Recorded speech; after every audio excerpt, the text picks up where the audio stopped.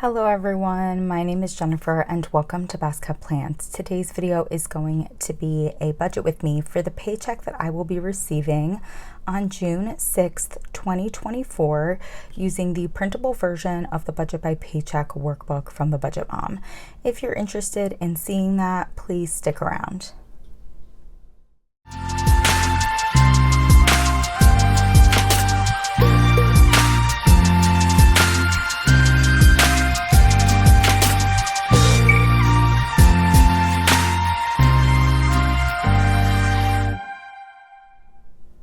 Before we dive into the budget with me, I wanted to give a little bit of an update about my budget over the last 6-ish weeks.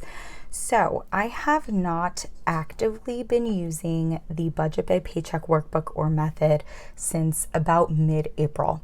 I haven't tracked my spending, I haven't contributed to any sinking funds, I haven't done a ton of contributing to savings, I haven't paid off extra debt. I really fell off the wagon hard, and honestly, that's the first time that has happened to me since I started using the Budget by Paycheck workbook and method in 2020.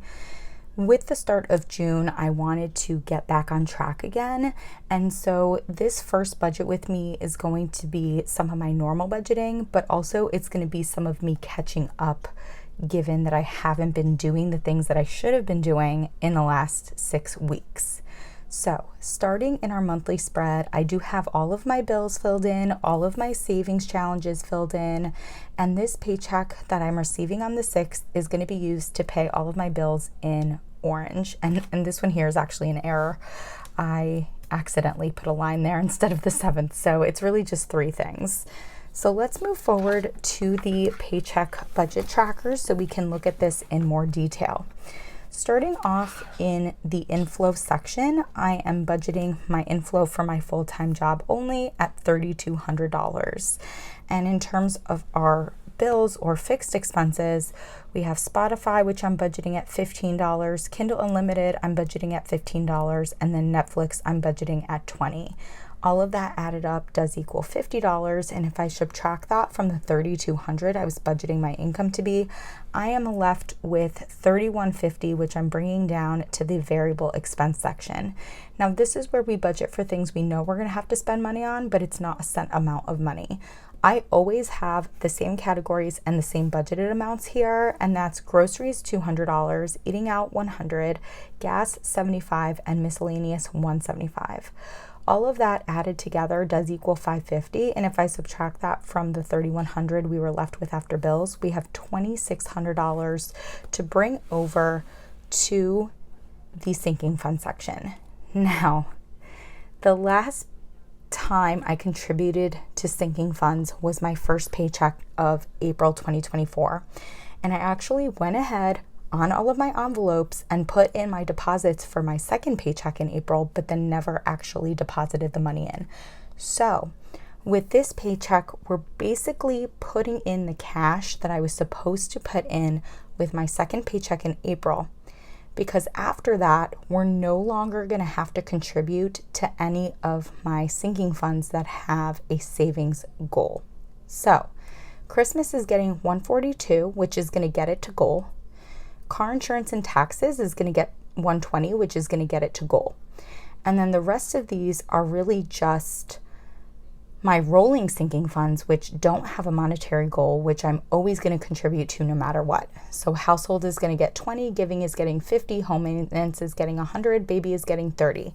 Now travel, I had been contributing more than usual to because I was saving for a vacation that I have coming up later on in the summer. The $800 was what I was going to put into it in April, so I figured that I would do that. But moving forward, I don't know that I'll be contributing as much to travel anymore. And then personal is getting 25. So all of that added together does equal $1,287. And if I subtract that from the $2,600 we were left with after bills and variable expenses, we have $1,313. Now, I did charge my vacation that I'm going on later this summer onto my Discover card so that I would get some cash back. I do have to finish paying that off. So the $872 is going to go towards doing that. So I wanted to get that off the books. After doing that, I'm going to have $441 left over, and that is going to go between my 2024 challenge and my 52-week challenge to make up for the weeks that I had not been contributing in the second half of April and all through May. So I don't want to abandon these two savings challenges. I'm very much committed to finishing them off, and I basically want to catch up to where I should be. So I'm using extra cash here to catch up for all of those weeks that I hadn't been contributing to them. And then of course with this paycheck, we'll pull from my variable expense cash envelopes to keep on track. So 2024 challenge is getting 240, and then 52-week challenge is getting 201. That added together is 441, which leaves us with zero money left over. If we look at my cash envelope breakdown, what we have going on towards the top here is our usual stuff. I don't put groceries because I have a separate checking account for that, because I buy my groceries online, so I pay for them online. Eating out, gas, and miscellaneous are getting their amounts based on what I have to take out of them for those different savings challenges. And then all of my sinking funds always get the largest denominations possible. I also need to pull out that extra cash for the 2024 and the 52-week challenges. So I added that in, and everything added together is going to equal $2,078, which is what I will be taking out of my checking account on the day that I get paid. And that is what you will hopefully see me stuff during my cash envelope stuffing. That should be posting on Saturday. And I'm saying should and hopefully because honestly, I just never know with myself. In the last few months, I've been very sporadic with uploads here. I've been very sporadic with posting on Instagram, and I'm okay with that. I want to be okay with that.